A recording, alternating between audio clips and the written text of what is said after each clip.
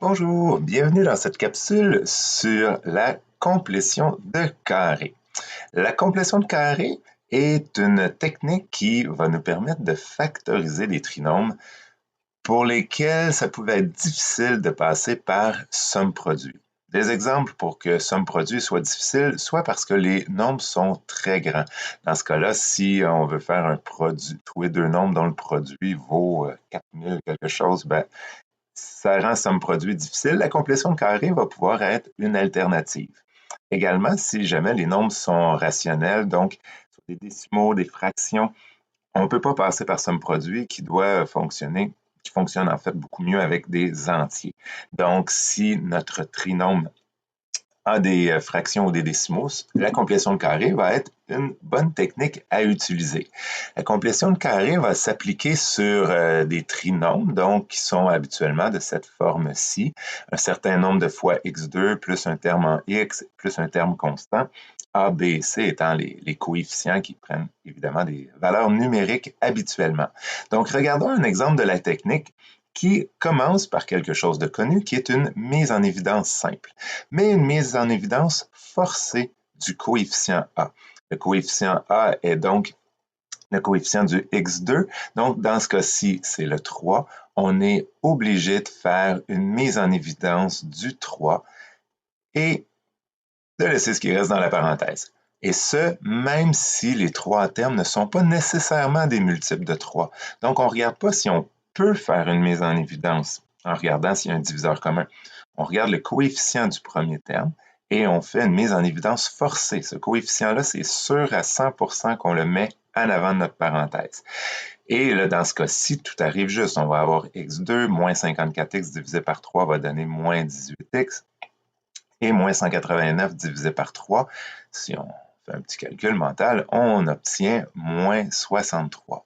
Même si les nombres n'étaient pas arrivés juste, j'aurais quand même mis 3 en évidence, mais j'aurais obtenu des fractions possiblement à l'intérieur de ma parenthèse si les nombres n'avaient pas été des multiples de 3. Alors voilà pour la première étape. La deuxième étape, c'est elle qui se distingue des autres et qui donne son nom à la technique.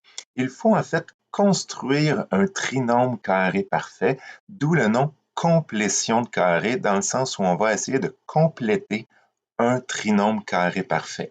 Alors, dans l'ordre, la première chose, c'est qu'on va prendre le temps de réécrire notre expression, mais en se laissant un petit peu d'espace après les deux premiers termes dans la parenthèse. Donc, x2 moins 18x serait le début de mon trinôme carré parfait. Et là, je vais avoir besoin d'un troisième terme pour créer ou construire un trinôme carré parfait. Mon moins 63, je vais donc aller l'éloigner ici, me laisser un petit peu de place pour construire mon trinôme carré parfait. Et mon but sera ici d'essayer de compléter le trinôme carré parfait en ajoutant un troisième terme. Alors, au départ, c'est difficile de prévoir quel sera notre troisième terme. Mais on veut un trinôme carré parfait, c'est-à-dire que, je vais réécrire ma parenthèse, un élément qui facilite la tâche un petit peu, c'est d'essayer de planifier ce qui s'en vient en dessous. Quand je vais avoir un trinôme carré parfait dans mon accolade, ce trinôme carré parfait-là va se factoriser par une parenthèse à la 2. Ça, c'est la technique de factorisation d'un trinôme carré parfait. Je peux déjà prévoir un petit peu ce qui s'en vient dans mes parenthèses. Si je passe de ma dernière ligne vers ma deuxième et j'exécute mon binôme au carré, je sais que pour que ça donne x2 au-dessus, il faut que j'ai dans ma parenthèse x. Pour que ça donne un terme central qui est négatif, il faut que dans ma parenthèse, j'ai un moins. Et là, pour savoir ce qui va aller à droite dans ma parenthèse, là, je dois me rappeler l'identité qu'on a déjà vue ici pour trouver rapidement la réponse d'un binôme à la 2. Alors, un petit rappel numérique, les deux identités sont rappelées à gauche, mais si on fait un rappel numérique, par exemple, si on a une parenthèse avec x plus 3 à la 2, comment on va trouver notre réponse rapidement? On va faire x au carré, donc on va obtenir on va obtenir x à la 2. On va faire le double produit de x et plus 3, donc 3x doublé va donner plus 6x, et on va faire le dernier terme, plus 3 fois plus 3, qui va donner plus 9. Et on obtient donc un trinôme carré parfait ici. Donc, qu'est-ce qui est allé dans la parenthèse ici? En fait, à l'inverse, plutôt, comment on a obtenu le terme central? Ben, on a fait le double produit de x fois 3. Donc, le terme central est le double produit de ce qu'il y a dans notre parenthèse, d'où le 2 ici dans notre identité. Donc, on peut concevoir que le moins 18x, c'est le double produit de ça fois ça. Ben, si moins 18, c'est le double de quelque chose, avant que je fasse le double, j'avais moins 9x.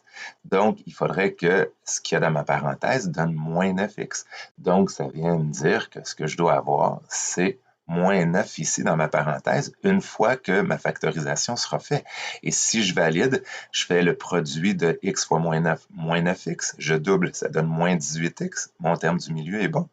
J'ai toujours pas complété mon trinôme carré parfait. J'ai anticipé ce qui s'en venait dans le but de m'aider à trouver mon troisième terme. Le troisième terme, ben, c'est comme ici, je faisais plus 3 fois plus 3 donnait plus 9. Ben, ici, moins 9 fois moins 9 va donner plus 81. Et je viens de trouver le troisième terme pour compléter mon trinôme carré parfait. Alors là, je peux valider que dans mon accolade, j'ai vraiment un trinôme carré parfait. Les deux extrémités sont des nombres carrés. Et le milieu est bien le double produit de x fois 9. Et x fois 9 donne 9x, doublé donne 18x. Si je valide aussi avec mon expression factorisée, ma parenthèse à la 2, je réobtiens bien en l'exécutant le trinôme au-dessus avec le bon signe en plus. On remarque que le troisième terme que je viens d'ajouter, il est toujours positif, puisque quelque chose à la 2, que ce soit moins 9 ou plus 9, va toujours donner une réponse positive. Par contre, là, ce que je veux, c'est des lignes équivalentes les unes aux autres, donc qui sont égales entre elles. Donc, si j'ajoute 81 comme ça, je ne peux pas juste ajouter, je viens de modifier ma question. Donc, je dois obligatoirement, ce que je viens d'ajouter, je dois l'enlever aussitôt, dans le but d'avoir un effet nul. Mon plus 81, moins 81, c'est comme si j'avais ajouté 0, ce qui est correct, ça ne change pas la valeur de mon expression qui était au-dessus.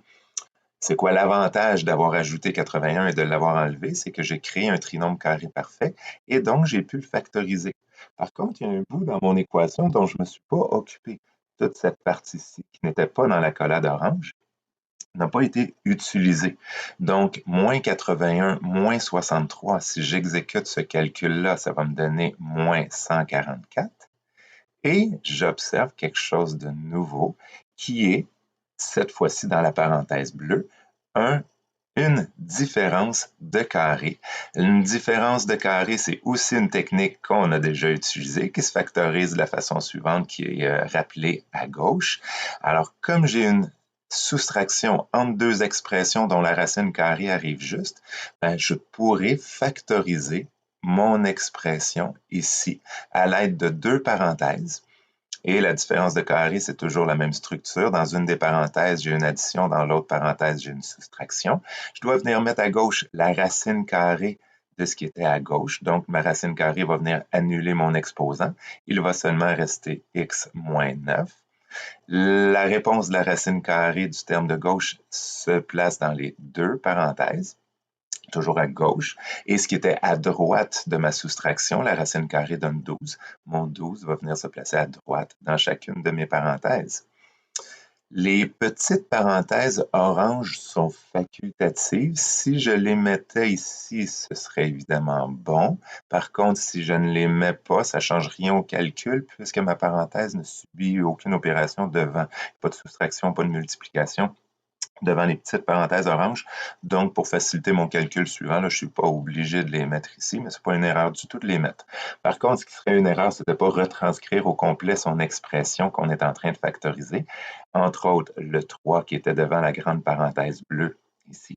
La grande parenthèse bleue n'est plus nécessaire parce qu'en réalité, là, maintenant, j'ai un produit ici, j'ai un produit ici.